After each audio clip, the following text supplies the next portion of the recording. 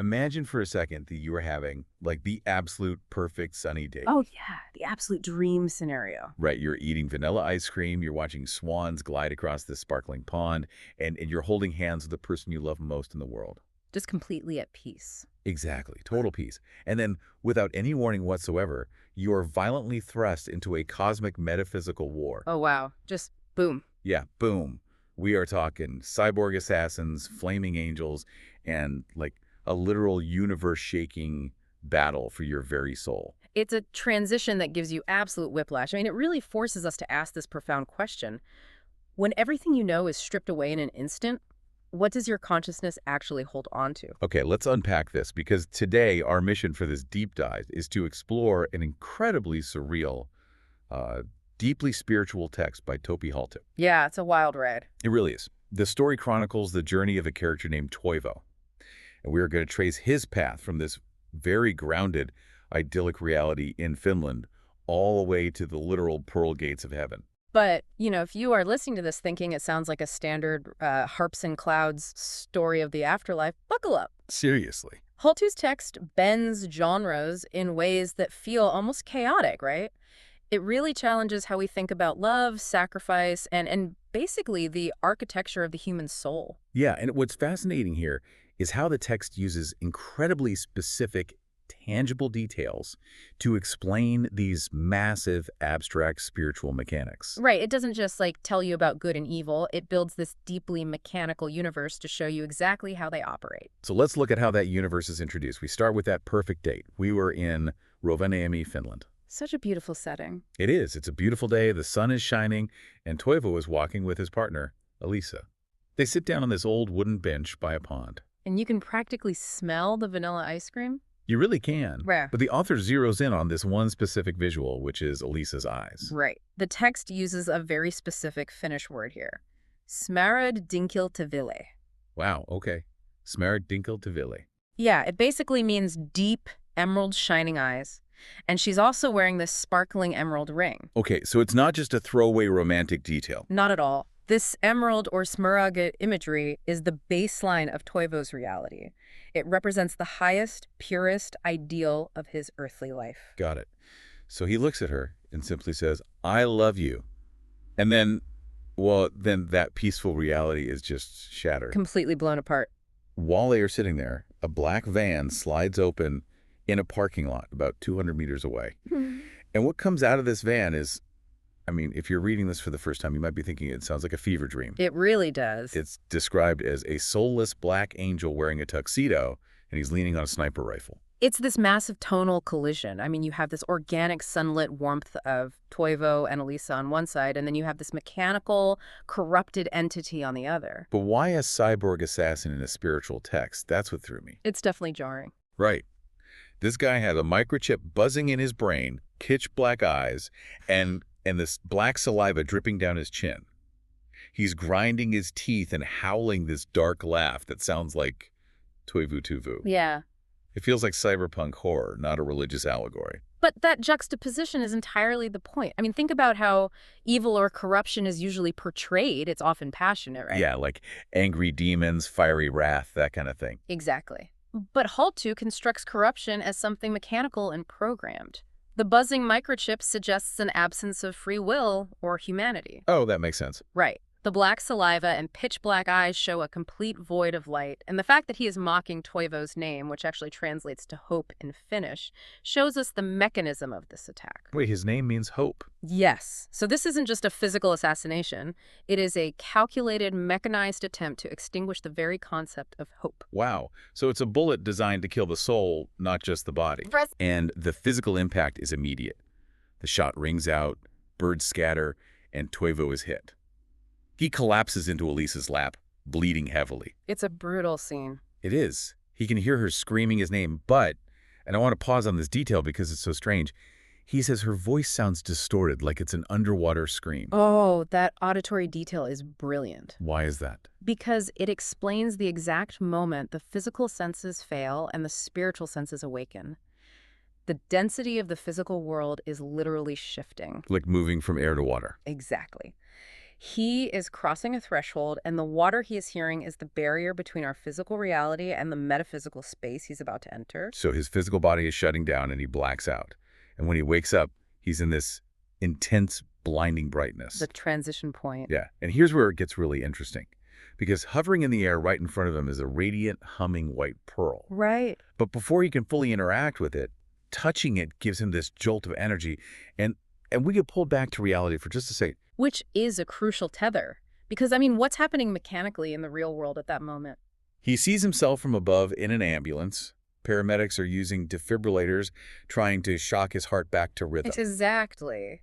The physical pulse of the defibrillator translates into the spiritual realm as the humming energy of the pearl. Oh, wow, that's wild. Yeah, the physical and spiritual dimensions are briefly synced, but as the physical body fails, the spiritual reality takes over entirely. Okay, so the brightness completely swallows him, and he descends inside this pearl.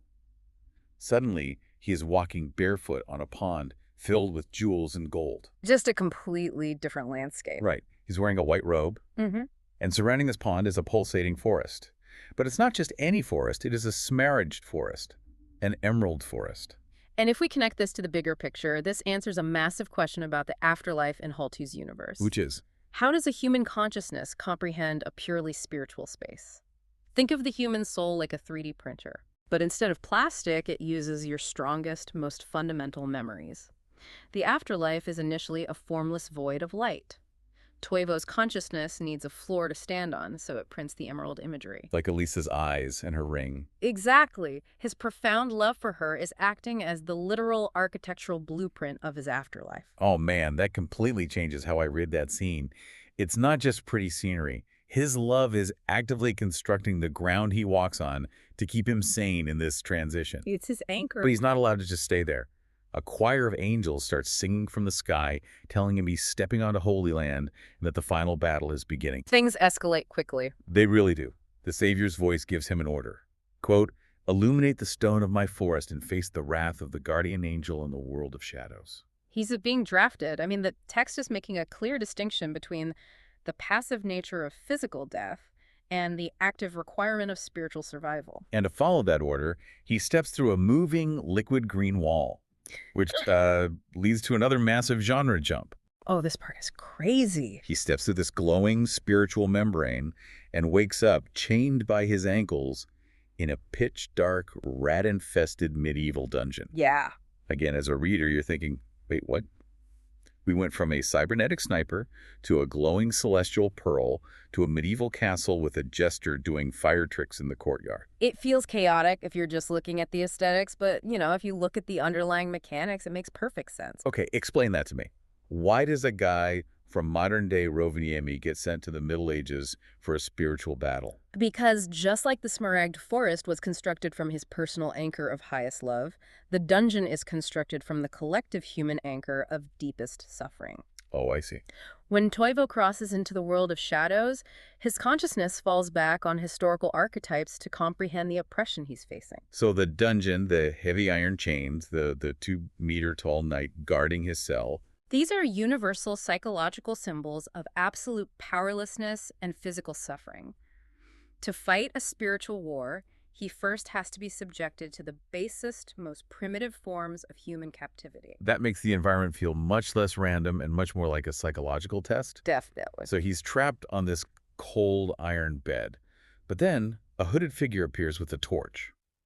The figure whispers, "Psst, I am a shadow," unlocks the cell, and they sneak out into the courtyard. A classic escape sequence. But the moment they are clear, the shadow vanishes in a flash of light. Right, because the shadow is a classic mechanism of divine grace. It provides the key when the protagonist is entirely helpless, but it cannot fight the battle for him. So once he's out of the cell, he's on his own. The moment Toivo has agency again, the grace recedes, leaving him to navigate the consequences. And the consequences are immediate pandemonium.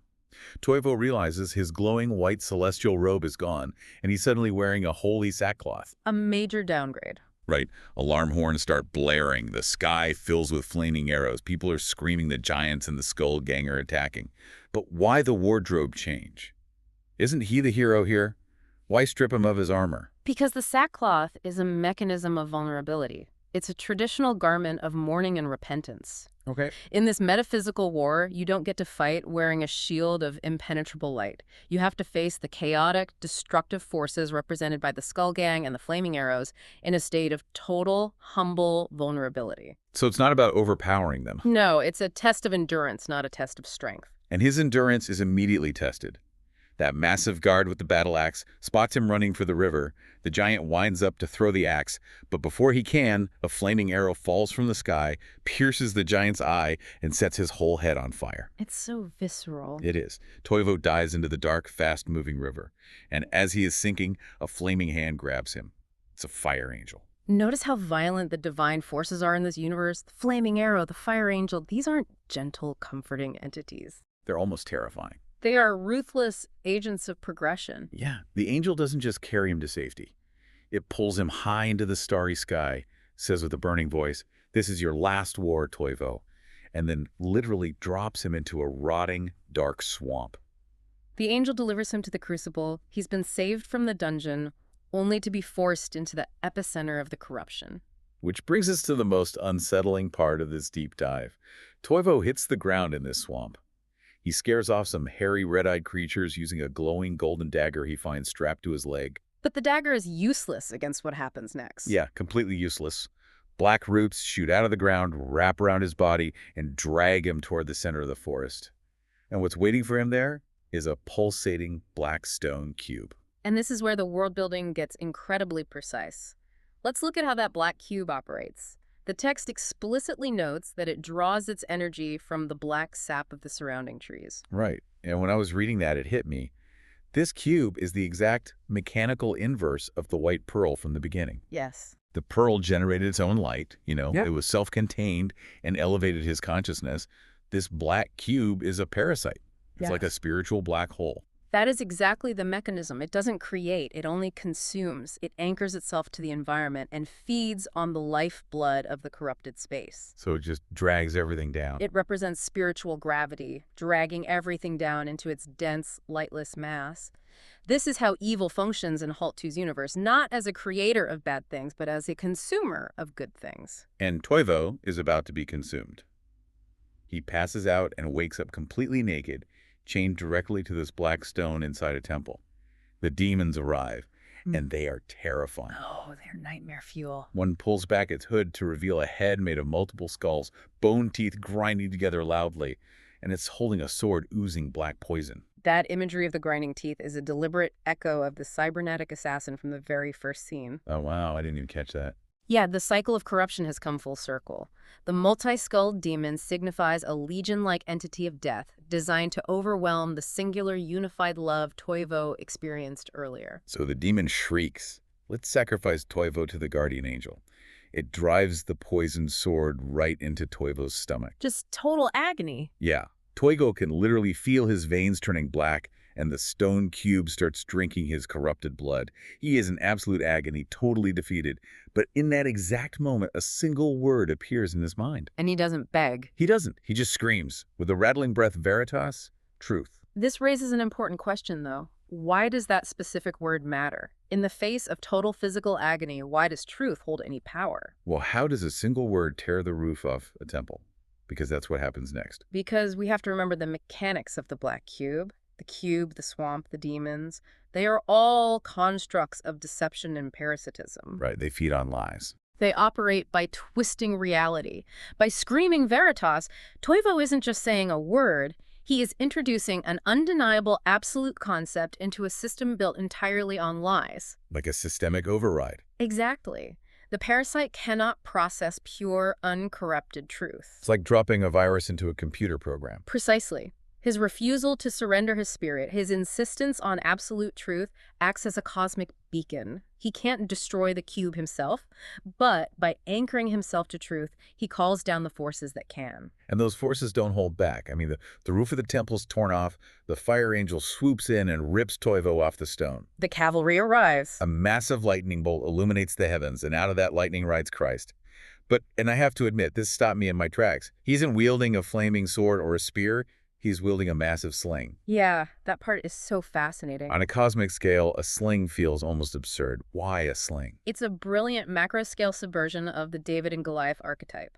The black cube is the ultimate immovable giant of this Oh, universe. that makes so much sense. By having Christ use a shepherd's sling, a humble, ancient tool of defense, Halt 2 scales up human history to a cosmic level. It's wild to visualize. Christ uses the sling to snatch up this giant black stone cube.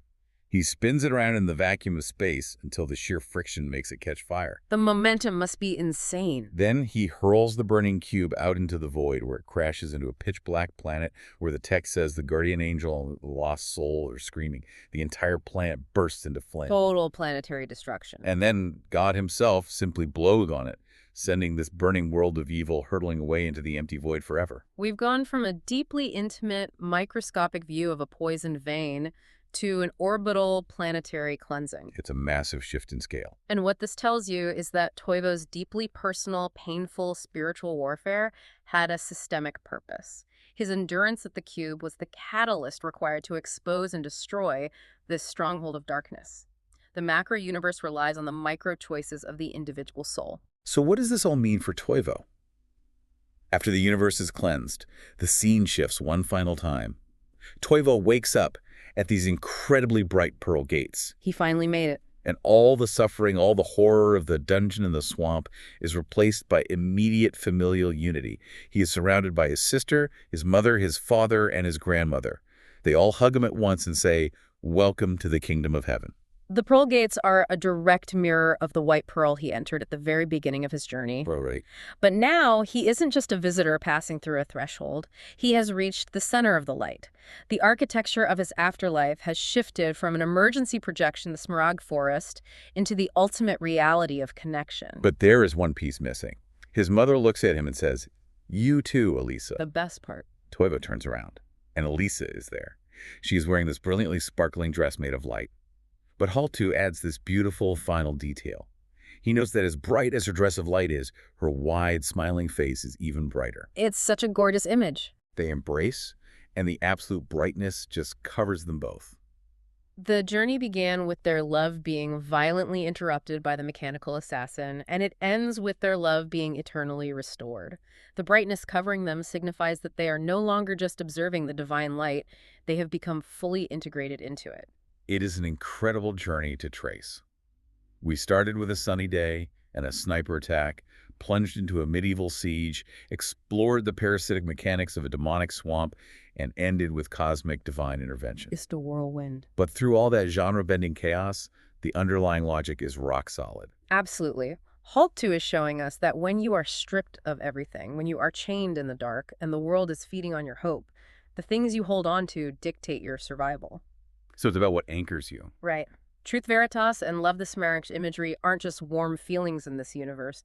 They are structural armor. It really makes you rethink how you value the things in your own life. If you're listening to this, imagine your own consciousness having to build a floor for you to stand on in the dark. It's a heavy thought. If your own personal Smaragd forest had to be built entirely out of the things you loved most deeply in reality, the people, the memories, the quiet moments, what would it look like?